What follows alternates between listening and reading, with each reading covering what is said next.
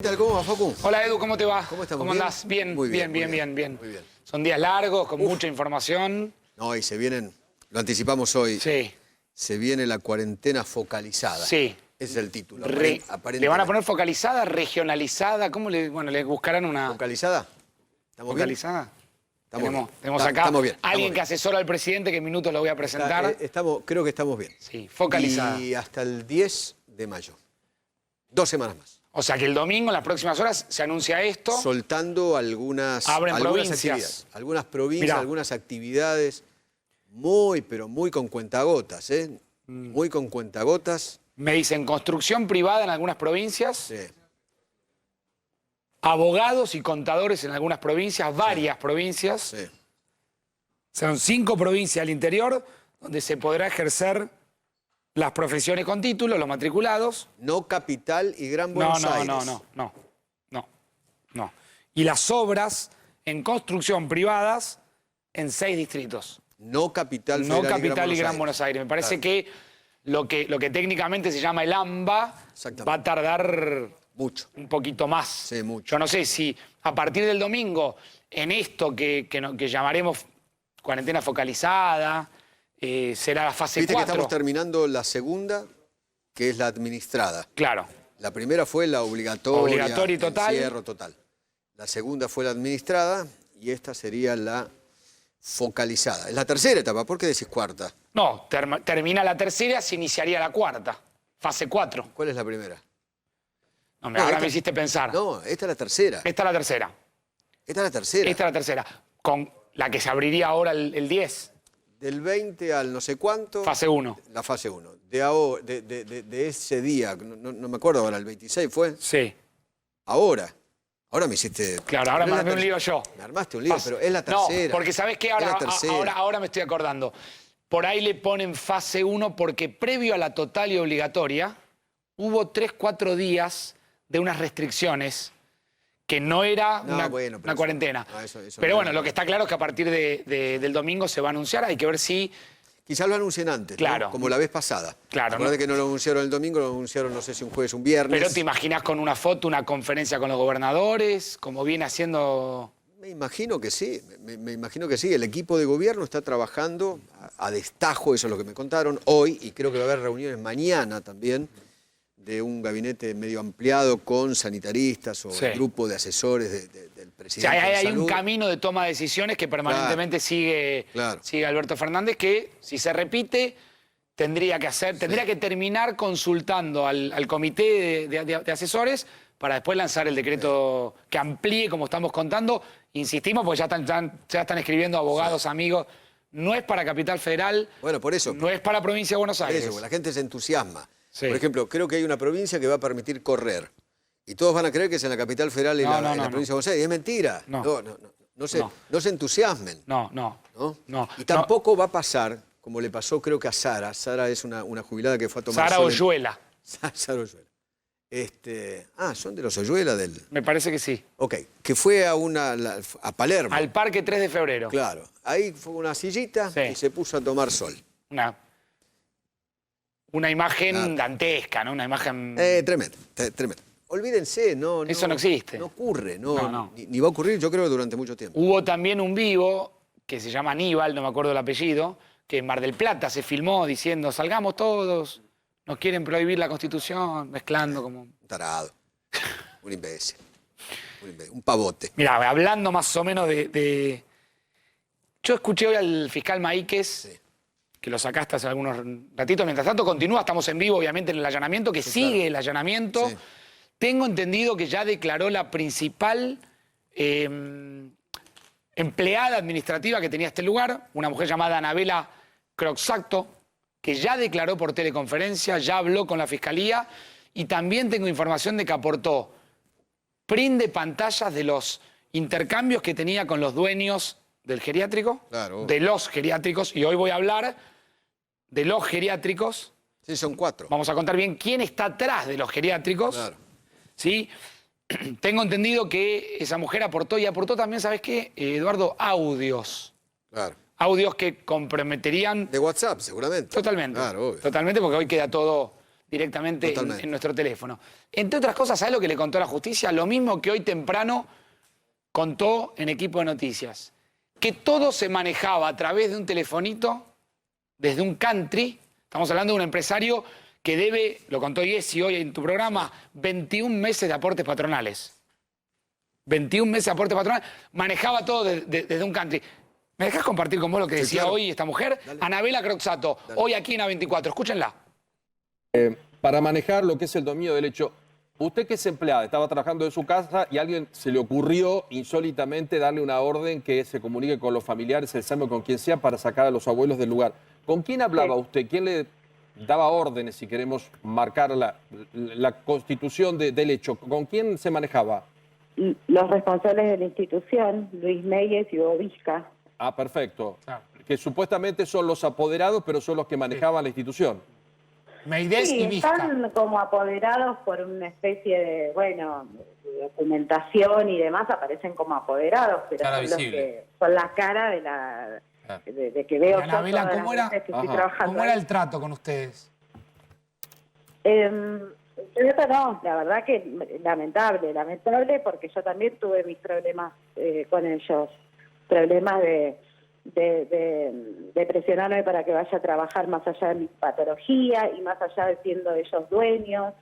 Ellos tiraban todo a mí y hablaban desde sus countries, porque encima como tienen sus permisos de médico, él se iba todos sus fines de semana de los countries y desde ahí era, y Anabela, ¿qué pasa en Incas? Claro. Y tenés novedades, ya sacaste a todos, supongo, ¿no? Y yo les mandaba mensajes de todos los familiares. Diciendo, Anabela, ¿ya sacaste a todos? Le preguntaron el fin de semana. Sí. ¿Ya sacaste a todos? ¿Usted lo tiene eso en un WhatsApp? Sí. Oh, mamma mía. Y eso está en la justicia. Manejaban todo desde sus countries. Yo, digamos, quiero que sepan que no es un tema contra la gente que vive en los countries. Digo, ténganlo claro. Mirá dónde manejaba todo. ¿Esta era la casa donde se manejaba todo? ¿En un country de la zona de los Cardales? Diciéndole sacate a los viejos Diciendo sacate a los viejos de encima. Claro, obvio. Si no es un tema... Digo, no quiero que nadie interprete que...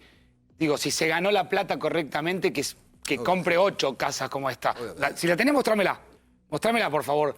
Si la tenés, la casa desde donde se manejaba todo, esos audios de WhatsApp que iban apareciendo, que entre otras cosas le planteaba, ahí está.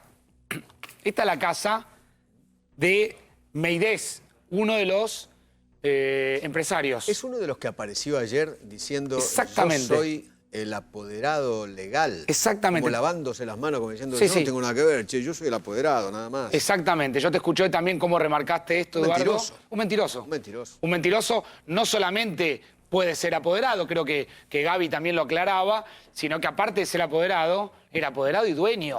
Y aparte de ser apoderado y dueño, no solamente era apoderado y dueño, sino que era apoderado, dueño de un entramado de empresas que están en la mira de la justicia, que el fiscal Maí, que se está investigando, ¿sí? Y que yo no descarto que las próximas horas también hayan en este lugar, porque si hay un empleado que dice que las órdenes partían desde ahí, ¿sí? Esta es una casa en un country, en el country Los Cardales.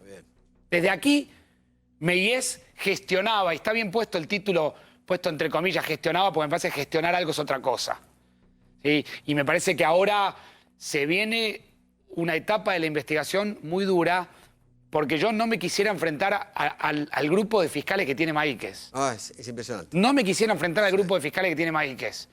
Que entre otras cosas dijo, vamos contra el privado y vamos a investigar a los funcionarios del gobierno de la ciudad. Te lo dijo a vos hoy acá, sí, claro. En medio prácticamente de ese allanamiento, que todavía continúa. Sí, lleva más de... Arrancó a las 7 de la tarde, más o menos, cuando arrancamos el noticiero. Claro, se van a llevar 3 computadoras, se llevaron audio, se llevaron WhatsApp. Edu, gracias. Querido, Gracias. Gracias por quedarte. Nos quedamos acá, ya voy a mostrar en vivo el allanamiento, ya les voy a contar de qué trata el programa de esta noche.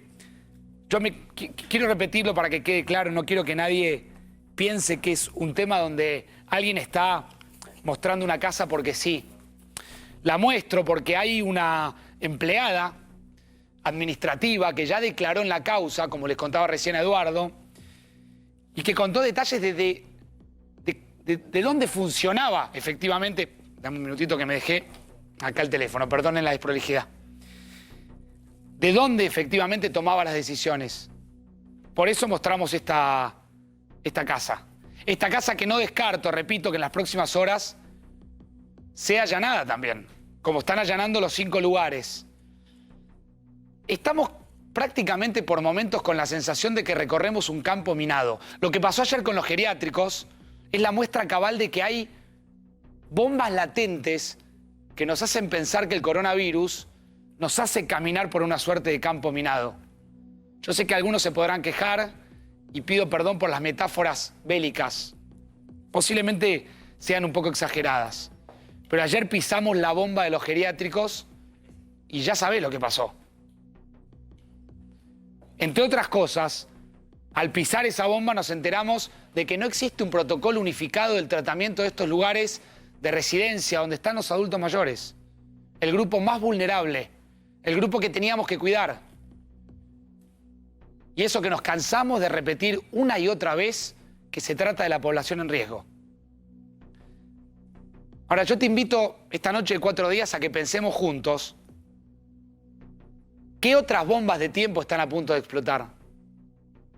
¿Qué otros sectores, qué otros lugares, qué otro grupo de personas están en riesgo? Solo por citar 2 ejemplos, quiero contarte que hay muchísima preocupación entre las autoridades de la provincia de Buenos Aires por el caso de una niña de 6 años en La Plata con COVID-19. Recién antes de entrar al programa, acabo de confirmar que también hay preocupación en las autoridades provinciales en Córdoba por el caso de una chiquita de 3 años. La chiquita de La Plata, que por suerte está muy bien, había llegado al establecimiento el domingo con síntomas sospechosos. Quedó internada junto a su madre y todo un protocolo que hay que seguir, no puede quedar sola. El director del hospital de niños hoy nos confirmó que hay otros 6 casos más en investigación. Todos de niños. Todos de niños. Fíjate lo que decía el doctor Eduardo Pucci, director del Hospital de Niños Sor María Ludovica de La Plata. Escúchalo. ¿Primer menor que ingresa aquí con el COVID-19 positivo? Sí, es la primer chiquita que nosotros tenemos con COVID confirmado. Sí, hay muchos casos sospechosos, en su gran mayoría todos son negativos hasta este caso. ¿De dónde es la nena? Es de un barrio de acá, del sur de La Plata. Es un barrio muy conocido, está en la zona sur de la ciudad. Perdón, no lo escuché. ¿Hay casos sospechosos? ¿Cuántos? Sí, en estos momentos nosotros tenemos 6 casos sospechosos que, todos estos casos sospechosos nosotros sacamos una doble, hacemos lo que se llama un doble hisopado. Hacemos un hisopado para un panel viral nuestro, porque nosotros además del COVID tenemos el IRAP, que es la insuficiencia respiratoria aguda baja. Sí, estamos entrando en ese periodo, entonces tenemos hacemos ese hisopado para eso. Y además... 6 casos sospechosos. ¿Qué otras bombas están a punto de explotar? Se registraron ya en la provincia de Buenos Aires 25 casos de niños positivos, niños y niñas menores de 10 años en toda la provincia de Buenos Aires. En las últimas horas se conocieron 2 casos en Morón, te conté el de Córdoba. ¿Qué otras cosas están a punto de pasar que no estamos viendo? O que, mejor dicho, las estamos viendo como vimos venir lo que terminó pasando con los geriátricos. Creo que Feynman utiliza una metáfora diciendo estamos viendo el futuro, esto lo vimos, esto lo estamos viendo. ¿Qué otros sectores, qué otros lugares, qué otras personas están en riesgo en estos momentos? Pienso en los barrios más postergados del conurbano, claro. No es muy lúcida mi pensamiento. En los barrios o en asentamientos de la ciudad de Buenos Aires. La capital federal tiene 38 lugares identificados como lugares vulnerables con un altísimo, diría yo, déficit habitacional. Más de 200.000 personas, plena ciudad de Buenos Aires, todas las calles asfaltadas, todas las casas tienen cloaca. Viven más de 200.000 personas. Ahí donde la vida es muy difícil, donde venimos relatando que se hace muy difícil incluso cumplir ese aislamiento en las casas. Quédate en tu casa es difícil plantearlo ahí. Solo por citar un ejemplo, hoy confirmaron el segundo caso positivo en el barrio 31, ahí en Retiro. Segundo caso positivo en Retiro. Se trata de una mujer de 36 años que mantuvo un contacto estrecho con el primer caso. Y esto expone lo que venimos contando. Esta es la sensación que tenemos. Yo vuelvo a pedir perdón por las metáforas. No encontré otra mejor manera de explicarlo, pero estamos caminando en un campo minado. Explotó la bomba a los geriátricos. Estamos viendo lo que pasa con los chicos. Estamos viendo lo que pasa con los barrios más postergados. Cada uno de los ejemplos era lo que hace 20 o 15 días atrás decíamos, esto no tiene que suceder. El coronavirus no tiene que llegar a los geriátricos. Y llegó. El coronavirus no tiene que afectar a los chicos. Y llegó. El coronavirus, si entra en un barrio de La Matanza o en un barrio postergado de Capital Federal, hace un desastre. Y llegó. Y sucedió. Nadie se dio cuenta de que era una obviedad que iba a entrar a los geriátricos. Nadie se dio cuenta que iba a entrar y que iba a llegar a los barrios más postergados. Allí donde la gente tiene muchísimos menos recursos que los que tengo yo, los que tenés vos seguramente, para protegerse. Por eso hablamos de varias situaciones latentes que ojalá nunca terminen, ya que estoy efectivamente usando una metáfora un poco bélica, ojalá nunca terminen de explotar. Voy a saludar al ministro de Defensa, Agustín Rossi. Ministro, Facundo Pastor, ¿cómo le va? Buenas noches. ¿Qué tal? ¿Cómo le va? ¿Qué dice? Buenas noches. Buenas noches. Lo primero que le pido es una reflexión sobre esto que yo estaba diciendo. Evidentemente sentimos que hay cosas que todo el tiempo estamos remarcando que no tienen que suceder y que terminan sucediendo. ¿A qué se estaba refiriendo? Porque geriátricos, a los barrios más postergados, a cosas que vamos anticipando que pueden llegar a suceder, ¿sí? Que terminan sucediendo lamentablemente. Sí, me parece que hay que hacer el esfuerzo de tener una mirada general sobre la respuesta que tiene el conjunto de la sociedad y el conjunto del Estado sobre esta pandemia. Hay situaciones particulares como esta que usted hacía referencia recién sobre los geriátricos, que claramente hay que prestarle una atención especial, sobre todo de quiénes son las autoridades de aplicación en cada uno de los lugares. Pero también uno podría decir esto que sucedió quizás en una localidad de Neuquén, en un pueblo en donde se juntaron a comer un asado y terminaron una cantidad de infectados. Y obviamente que la situación sobre los sectores más postergados es una mirada permanente que nosotros tenemos.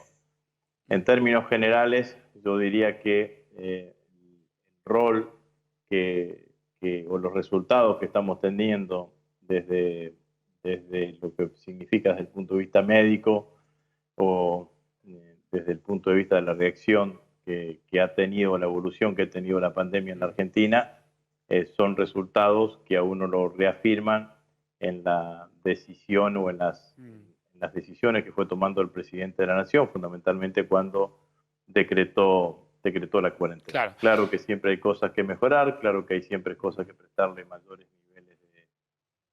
niveles de atención.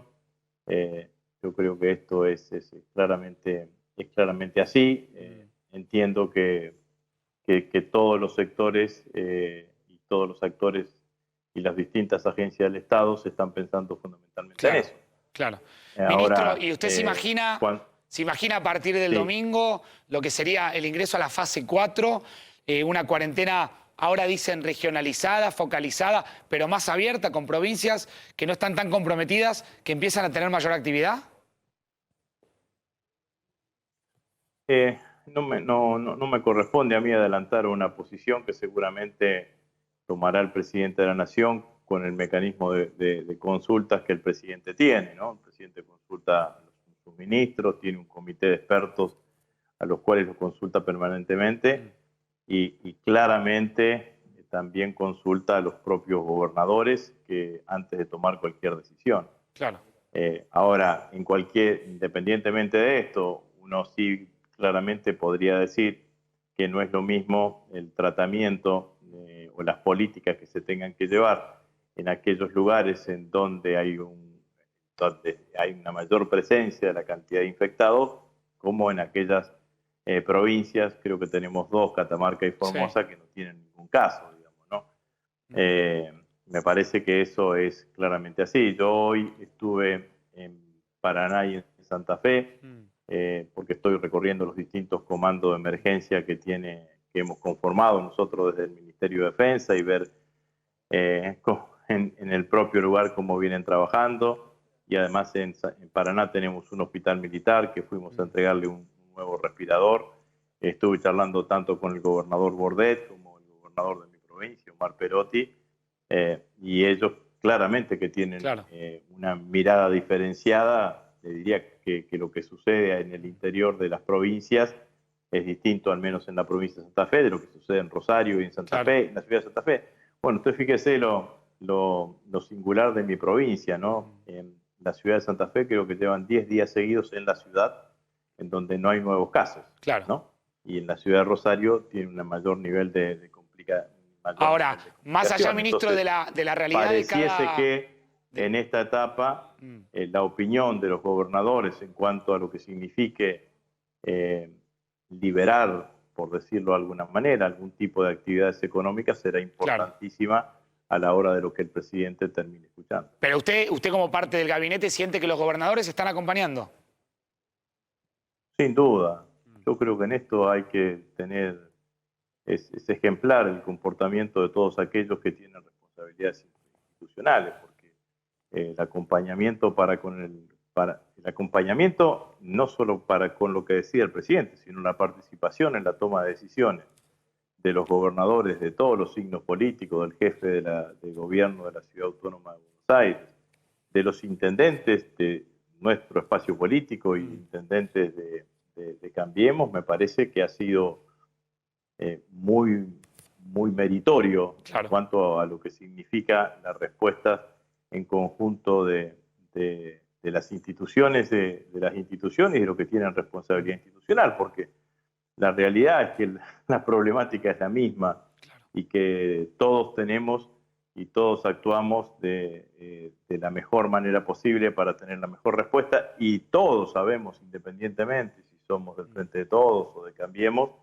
que la mejor manera de dar una respuesta es trabajar coordinadamente. Mire, yo hice una experiencia esta semana, cuando el día martes creo, sí, ayer, por ahí se me confunden lo vertiginoso. Estamos todos igual, quédese tranquilo.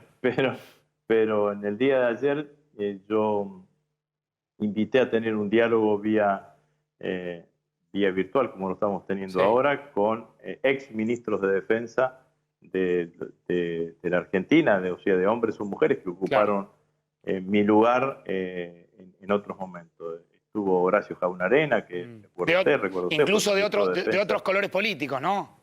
Sí, estuvo Horacio Jaunarena, que fue ministro de Defensa del doctor Alfonsín, después de la Rúa y del doctor Dualde. Estuvo Julio Martínez, ministro de Defensa de Mauricio Macri, bueno, también Nilda Garré, Arturo Puricelli. No se pudo conectar Ricardo López Murphy, pero también estuvimos allí. Los otros dos que fueron del 2000 en adelante, José Pampuro y Oscar Aguad, también por distintos motivos no pudieron participar, pero... ¿Y qué mirada se lleva de ese encuentro? Yo estoy agradecido por ese encuentro. La verdad que han sido muy generosos los exministros para conmigo y para haber aceptado la invitación. Y sobre todo lo que yo quería ver era si tenía un espacio no digo para legitimar, pero sí para contrastar con otros que saben de la complejidad de lo que significa la política de defensa, la articulación de los desarrollos operativos de las Fuerzas Armadas, de escucharlos a ellos para ver si lo que habíamos hecho en este mes, que es sin duda el despliegue operativo más importante de las Fuerzas Armadas desde la recuperación de la democracia, desde la guerra de Malvinas, si usted quiere, si estábamos en el buen camino, en qué coincidían, cuál era la mirada y cuáles eran las sugerencias, las advertencias, los comentarios que me pudiesen hacer, y la verdad que para mí fue muy gratificante, y también para los jefes de la fuerza, ¿no? Porque estuvieron participando y escuchando todo este diálogo. Ahora, de los propios jefes de la fuerza. Ministro, creo que lo hablábamos hace algunas semanas o días, ya no me acuerdo yo tampoco, en la radio. Es la primera vez que en democracia están alistados todos los integrantes de la estructura sanitaria militar. Yo no recuerdo antecedentes. Usted mencionaba recién Malvinas, pero la estructura de salud sanitaria militar es muy grande. Hay muchos hospitales militares de las Fuerzas Armadas en todo el país, ¿no? Tenemos 3 hospitales en la ciudad de Buenos Aires, un hospital en Campo de Mayo, 2 hospitales en Córdoba, un hospital en Mendoza, otro en Salta, uno en Paraná, 2 en Bahía Blanca, Puerto Belgrano, uno en Comodoro Rivadavia, otro en Río Gallegos y uno de menor complejidad en Ushuaia, con distintos niveles de complejidad. ¿Y técnicamente qué significa que estén alistados? Que desde que empezó esto, trabajando en conjunto con el Ministerio de Salud, lo que hemos hecho es una reingeniería de todo ese sistema hospitalario, de manera tal de poder atender la mayor cantidad de pacientes COVID y tener la mejor respuesta posible. ¿Y qué cantidad de camas le podrían aportar ustedes al sistema? Y permanentemente la vamos aumentando. Estamos entre 135, 136 camas que le estamos aportando al sistema. El Hospital Naval, el Pedro Mayo, desde hace 10 días incorporó un equipamiento para su laboratorio, lo legitimó con el Malbrán y ya estamos haciendo análisis de COVID independizados del Malbrán. Estamos también, el Hospital Militar Central también está en ese camino. Calculo que yo sobre este fin de semana también podremos trabajar en este sentido. Al Hospital Militar de Campo de Mayo le instalamos un hospital militar reubicable. Y al Hospital Militar de la Fuerza Aérea, que está en Pompeya, instalamos el Hospital Militar ubicable que estuvo en Haití, que estuvo después en Chile durante el tsunami. Ese es un hospital que aporta 2/4 camas de terapia intensiva. Tengo entendido, ministro, corríjame usted, que también han puesto a trabajar a la sastrería, cosas que uno se va enterando, que por ahí a veces uno desconoce, o sea, la propia sastrería de las Fuerzas Armadas, a generar barbijos, camisolines, y las Fuerzas Armadas están generando su propio alcohol en gel. Nosotros tenemos trabajando el laboratorio del Estado Mayor Conjunto, que es un laboratorio que no está diseñado para escala comercial, sino que está diseñado exclusivamente para elaborar medicamentos o insumos como alcohol en gel, como repelente y algunos medicamentos que son utilizados por las fuerzas. Lo hemos diseñado fundamentalmente para la elaboración de alcohol en gel. Es utilizado ese alcohol en gel por las propias fuerzas y también hemos entregado una cantidad de lotes a algunas agencias, por ejemplo al PAMI. Y la sastrería militar, que es un taller textil que en general lo que hace es uniformes para las fuerzas, está trabajando en la elaboración de barbijos, de camisolines, y también otros talleres textiles que tenemos a lo largo y ancho de toda la Argentina. Digamos, en Tucumán hay uno, en la Armada también, en Puerto Belgrano también está elaborando. Bueno, la verdad es que hemos puesto todas las capacidades de las Fuerzas Armadas destinadas fundamentalmente a lo que significa mejorar la respuesta que podamos dar ante esta pandemia. ¿Y cuál es la reacción de la gente cuando llega el ejército a los barrios más postergados en el conurbano? Estuvieron en Quilmes, en La Matanza.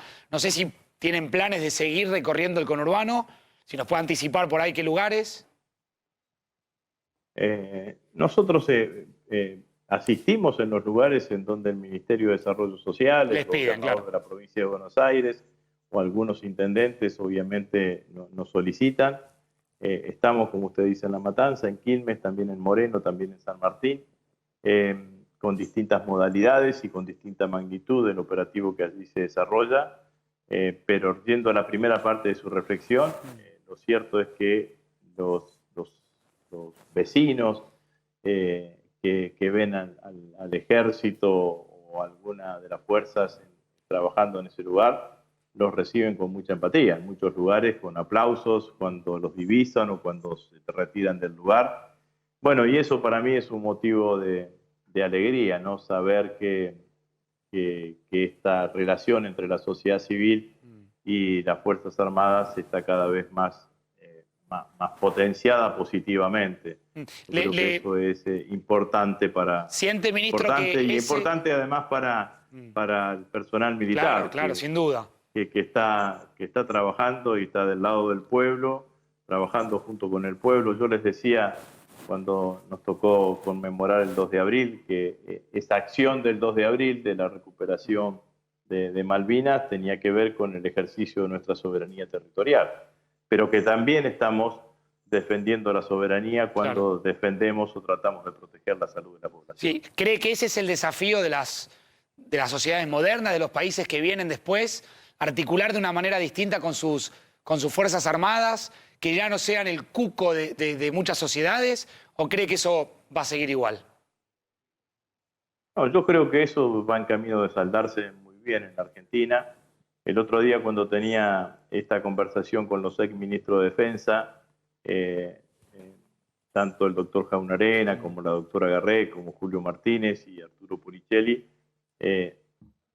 coincidíamos en que estas tareas que lleva adelante las Fuerzas Armadas, que son tareas que están contempladas dentro de la doctrina militar y la doctrina de defensa y que no tienen que ver con su misión principal y que se llaman misiones secundarias o subsidiarias de las fuerzas, que son el accionar de las Fuerzas Armadas en emergencia, son tareas que claramente debemos revalorizar y repotenciar de aquí hacia el futuro, digamos, ¿no? Entonces, tratar de potenciar todo lo que significa la capacitación de los hombres y las mujeres del personal militar en este sentido y de darle un mayor equipamiento para que la respuesta, que hoy es excelente, muy buena ante la emergencia, siempre se pueda mejorar. Ministro, lo suma Ezequiel Spillman con una pregunta, agradeciéndole el tiempo que nos está dispensando. Vamos, dale. ¿Cómo le va, ministro? Muy buenas noches. Quería consultarle sobre casos positivos de coronavirus en las Fuerzas Armadas. Había habido, creo, un par de casos aislados, pero no sé en cuántos casos están,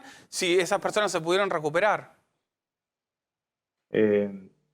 Tenemos hasta anoche, hasta el parte de anoche, de hoy a la mañana, todavía el de hoy no lo tengo, 18 casos de infectados de personal de las Fuerzas Armadas, todos en muy buen estado de salud, ninguno ha tenido que ir a camas críticas. La particularidad es que 14 son de la provincia de Tierra del Fuego, personal de la Armada que trabaja en Tierra del Fuego, y que fueron, que están infectados producto de que uno de ellos tuvo un contacto con alguien que había estado con alguna persona infectada y tuvimos que aislar el sector de la unidad militar con la cual convivía este personal militar. Le hicimos los análisis y muchos que eran asintomáticos, que no tenían síntomas, terminaron siendo portadores de COVID. Y los otros 4 también de casos aislados, pero ninguno de situaciones operacionales. No nos pasó hasta ahora que nadie que esté en una situación de operación efectiva, de una operación concreta, producto de la operación, tuviese algún tipo de infección. Está claro. Y Ministro, tenemos 8 sospechosos que todavía no teníamos los resultados hasta el día de ayer. Seguramente, bueno, en estas 24 horas esto se puede llegar a modificar, pero la verdad es que estamos también desde ese punto de vista, yo estoy conforme porque le pedimos y le recalcamos y tratamos de que el personal militar cuando salga al terreno salga con todos los elementos de seguridad correspondientes, que se tomen en cada una de las unidades militares todos los recaudos, porque tenemos que hacer realidad aquello de que hay que cuidar a los que nos cuidan, digamos, ¿no? Y bueno, si ellos están realizando una tarea importante desde el punto de vista de la ayuda humanitaria o del fortalecimiento del sistema de sanidad militar, bueno, necesitamos fundamentalmente que se cuiden y eso se lo remarcamos permanentemente. Ministro, le pregunto por último, agradeciéndole cómo lo ve al presidente, usted que tendrá contacto permanentemente con él, ¿cómo lo ve? Muy bien, la verdad que creo que un dato distintivo de este proceso político es el liderazgo del presidente. Yo creo que el presidente, la palabra del presidente es la palabra que quieren escuchar los argentinos, es el que indica claramente el rumbo y creo que sin duda que de alguna manera el éxito, no sé si es la mejor palabra, pero el grado de acatamiento, de consenso social que hubo alrededor de las medidas que tomó el presidente, de la cuarentena y del aislamiento social preventivo obligatorio, bueno, sin ninguna duda, Claro. que a mi criterio tiene que ver con el liderazgo que hoy tiene el presidente y la credibilidad que el presidente le transmite al conjunto de los argentinos. La verdad es que yo lo veo con muchísima claridad hacia dónde tenemos que ir, permanentemente consultando, tiene su sistema de consulta con el comité científico, obviamente con los que somos sus colaboradores, que somos los ministros, con los gobernadores, que a los cuales consulta permanentemente antes de una toma de decisión, y me parece que eso nos da, al menos a mí, muchísima tranquilidad, es que saber que quien conduce tiene muchísima claridad en estas horas. Ministro, y en ese sentido, prometo que es la última, ¿cómo está observando la experiencia de lo que sucede con Bolsonaro en Brasil? Bueno, está claro que es una situación absolutamente distinta a la que tenemos hoy en Argentina. Uno siempre es prudente cuando habla de un país hermano, pero lo que sí está claro es que no hay consenso alrededor de las decisiones que toma el propio presidente, porque hay gobernadores que toman decisiones en sentido contrario. El presidente en el medio de la pandemia tuvo que cambiar su ministro de Salud. Acá es absolutamente al contrario. Las decisiones las tomamos en consenso y en concordancia con los gobernadores, y el ministro de Salud tiene un rol rector en todo lo que significa la pandemia. Entonces, Ministro, me parece que independientemente de cualquier otra valoración, hasta desde el punto de vista operativo, el funcionamiento es distinto. Le agradecemos muchísimo el contacto de esta noche. Gracias. Bueno, gracias a usted, adiós. Gracias. El ministro de Defensa, Agustín Rossi, ya Ezequiel está chequeando información de último momento que tiene que ver con los geriatras, con los geriátricos. Con los geriátricos, Facundo. Sí, ¿En qué está trabajando el gobierno porteño y en qué mañana comienza? Terminá ese de chequearlo, está Leandro Santoro con nosotros. Leandro, ¿cómo te va? Bien, gracias. Buenas noches, gracias por estar aquí con nosotros. Ya me acerco y charlamos. Quiero detenerme unos minutos en algunos datos de la investigación que ayer, por supuesto, involucró gran parte de lo que estamos viendo alrededor de esta red de geriátricos. Ya te vamos a contar cómo avanza la causa donde la justicia de la ciudad investiga el delito de abandono de persona y de varios otros delitos previstos en el capítulo de los delitos contra la salud pública en el Código Penal. Estas son las dos personas, quiero que volver un minuto sobre sus caras. Me avisan si está el móvil también, que sigue realizando el allanamiento, la justicia. Este es Luis Meyés y Hugo Eduardo Vizca. Las dos personas que ayer se presentaron en una suerte de conferencia de prensa improvisada, cada uno tratando de explicar de una manera muy desordenada.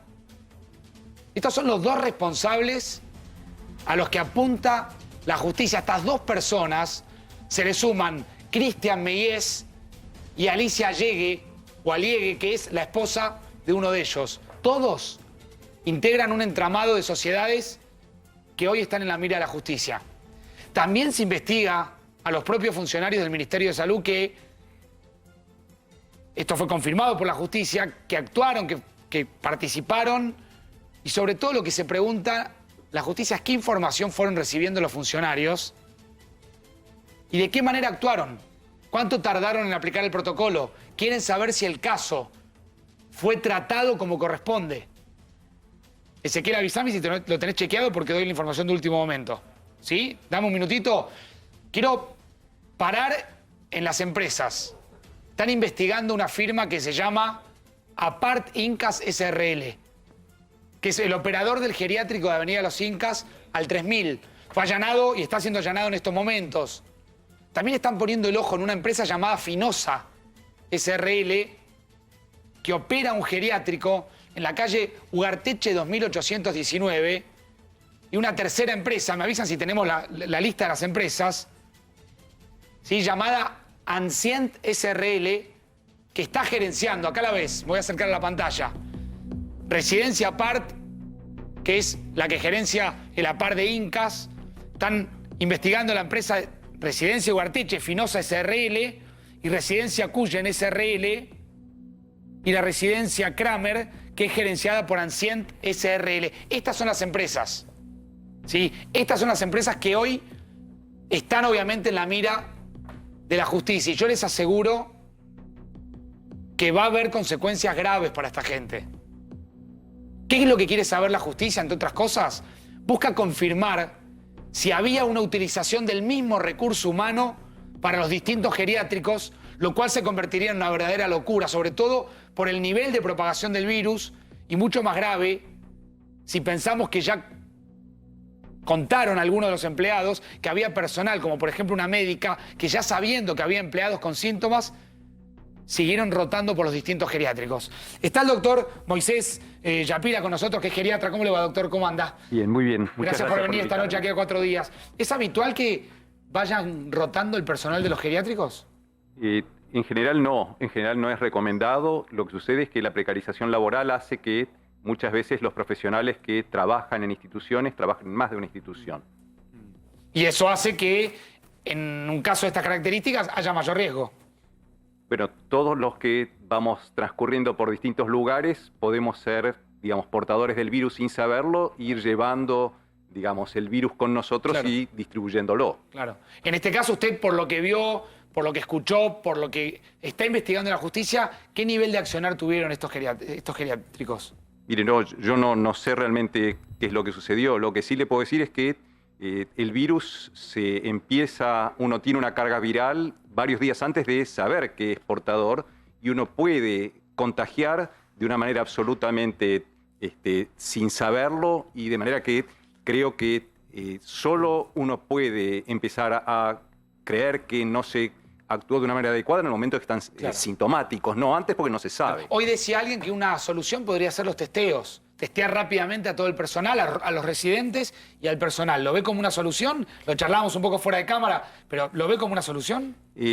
Yo creo que es sumamente importante saber qué es lo que está sucediendo, y para eso hay que testear. Es decir, hay que testear, hay que obtener los datos y a partir de ahí aislar a aquella gente que es portadora, y si eventualmente tiene síntomas, obviamente debería pasar a otro nivel de atención. Lo que uno no puede hacer es tener certeza de que los resultados son absolutamente sensibles, porque los estudios demuestran que en el momento en que el paciente está muy sintomático, la sensibilidad, que quiere decir qué posibilidad tengo de diagnosticar la enfermedad, es el 70%. Es decir, que de cada 100 personas que son portadores, solo diagnosticaremos 70. Y doctor, ¿es común que un médico que trabaja en un geriátrico trabaje en otros hospitales, por ejemplo en un hospital público, en una zona de alto riesgo? ¿Es algo común o generalmente el personal que trabaja en una residencia geriátrica se dedica a esos temas? En general, tenés profesionales que trabajan en lugares, digamos, full time, y tenés otros profesionales que son la mayor parte de ellos que trabajan part time. Dependerá de la complejidad del lugar, la cantidad de profesionales que requieren, pero la mayor parte de los profesionales médicos del país trabajan en múltiples lugares. Claro. Gracias, doctor. Leandro Santoro. Leandro, ¿cómo te va? Bien. ¿Cómo anda? ¿Qué mirada tenés de todo esto? Es muy amplio, en particular. Dale. Estamos para charlar.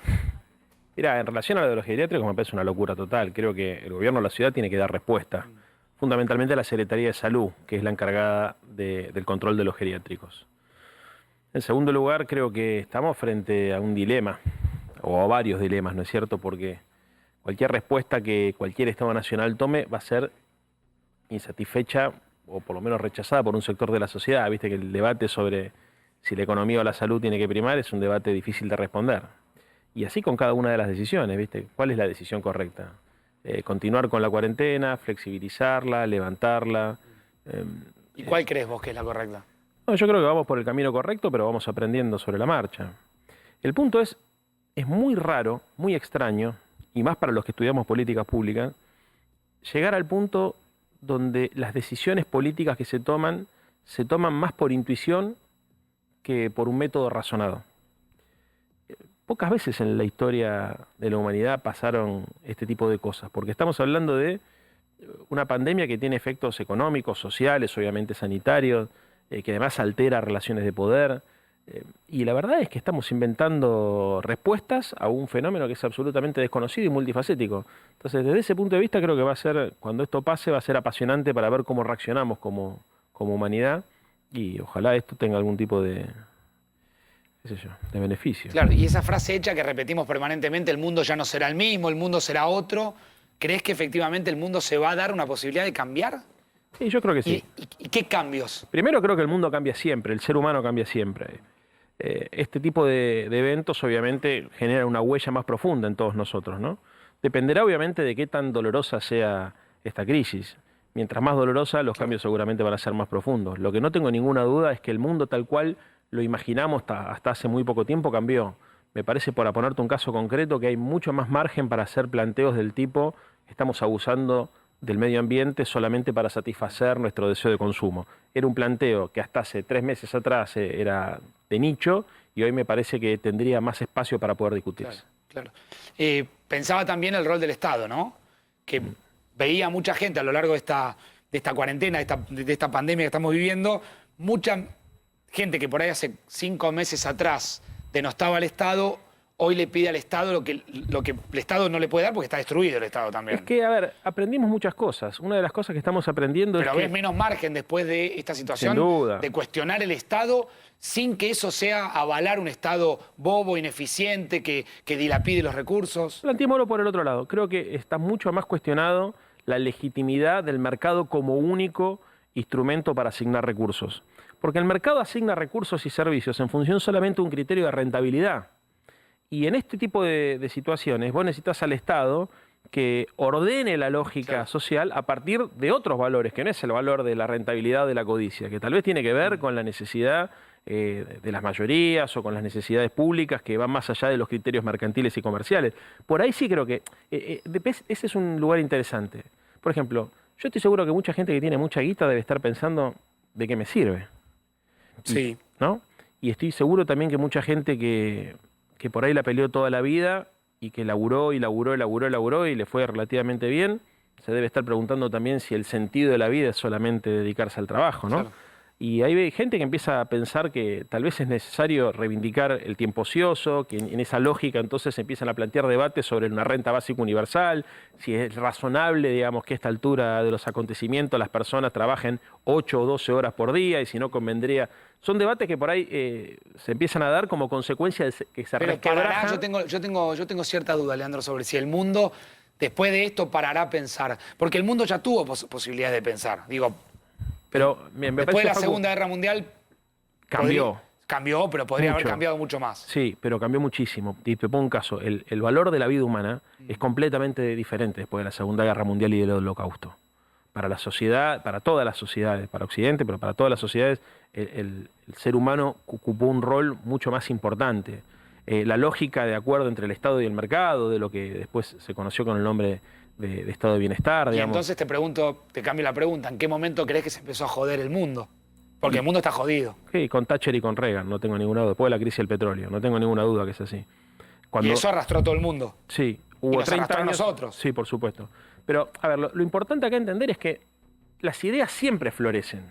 Lo que pasa es que en momentos de crisis hay más margen para explorar y para investigar y para animarse a hacer aseveraciones que por ahí en contextos más normales uno, digamos, se anima más, decís. Se anima más. Digamos, perdés miedo a la vergüenza, tenés además más tiempo para reflexionar y fundamentalmente al caerse la certeza, porque lo que hoy estamos viendo no es el florecer de un nuevo mundo, no. Yo no soy como Sisek en ese sentido. Está claro. No veo el florecer de un nuevo mundo. Lo que veo es el derrumbe de un mundo que no nos da satisfacción. ¿Me esperás un minuto? ¿Ya la seguimos? Después te quiero preguntar, sin que sientas que la pregunta es peyorativa, ¿qué es ser asesor de un presidente? Sí, obvio. ¿Sí? Dale. Yo soy, aparte yo soy elegido. Está Graciela Ocaña también escuchándonos. Graciela, ¿cómo te va? ¿Cómo andas tanto tiempo? ¿Qué hace, Facundo? ¿Cómo estás? Bien, gracias. Buenas noches. Gracias por atendernos. Quería consultarte como ex titular del PAMI, como diputada también.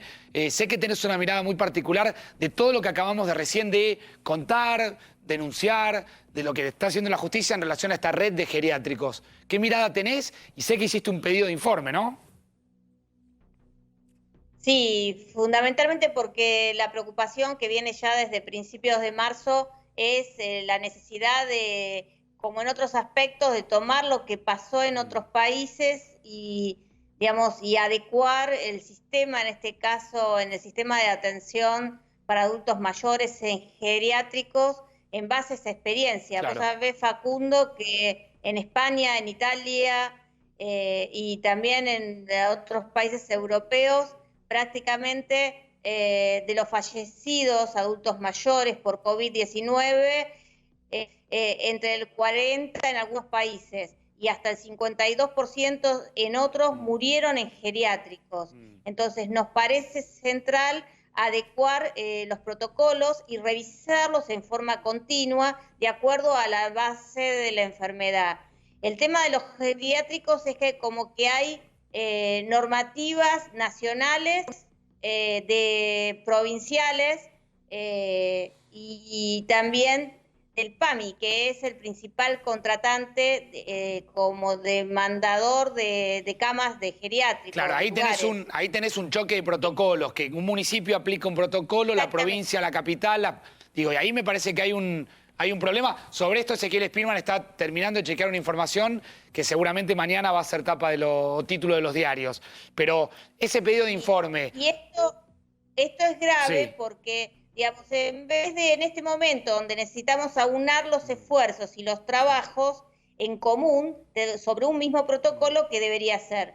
Entonces, se tomó una medida que en general se tomó en todo el país que tiene que ver con el aislamiento, no permitir la visita de familiares para evitar acceso del virus por parte de las personas que visitaban a los adultos mayores en las residencias geriátricas, esto en general en todo el país. Pero necesitamos ir por más, necesitamos que se chequee y se testee al personal y también a los adultos mayores. Tenemos el caso de una residencia en la ciudad que recientemente, por iniciativa privada de ellos, hicieron el testeo y descubrieron que un 35% de adultos mayores y de personal estaban afectados sin ningún tipo de síntoma. Entonces hay que cambiar el protocolo que rige la atención en todo lo que tiene que ver con el tema de COVID. En España una de las cuestiones que tomaron, por ejemplo, es establecer que digamos, los trabajadores de geriátricos trabajen la semana completa y permanezcan esa semana dentro del geriátrico sin retirarse sin sus salir. hogares. Bueno, pero Graciela, eso es sentido común. Digo, que no se aplique eso... Claro, bueno, pero te digo que eso no está todavía regulado, pensado ni implementado. Entonces está claro. Necesitamos que el sentido común tome este tema y fundamentalmente porque hay que pensar que en algunos distritos, esto no es solamente de la ciudad de Buenos Aires, digamos, hoy también hay un caso de un geriátrico en La Matanza, hay varios en la provincia de Buenos Aires, en Córdoba. Entonces, este es un tema que creo que pone dos aspectos. Por un lado, la necesidad de seguir cuidando a los adultos mayores, que son la parte más vulnerable, la población más vulnerable para el COVID, que más ataca el COVID.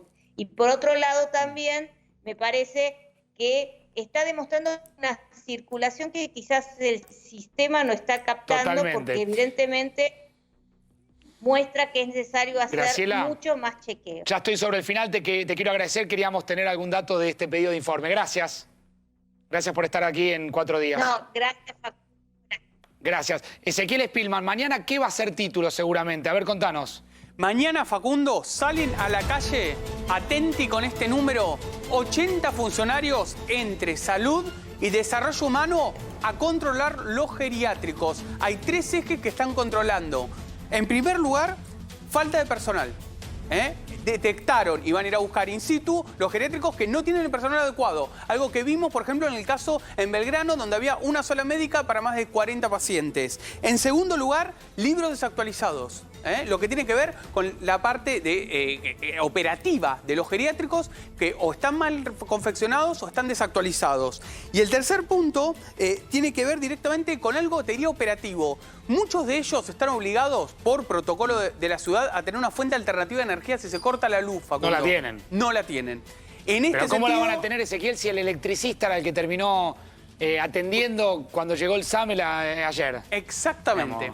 En ese sentido es el que se está trabajando en esto que te contaba al principio, un nuevo protocolo de funcionamiento con mayores controles. Me cuentan también que están analizando ver qué hacen, por eso le preguntamos al doctor con el tema de los médicos que tienen múltiples trabajos y que, por ejemplo, van a algunas zonas de posible infección. Doctor, ¿es posible que se cumpla, como decía la diputada Ocaña, que los que trabajan dentro de los geriátricos se queden ahí? No, eso no es posible.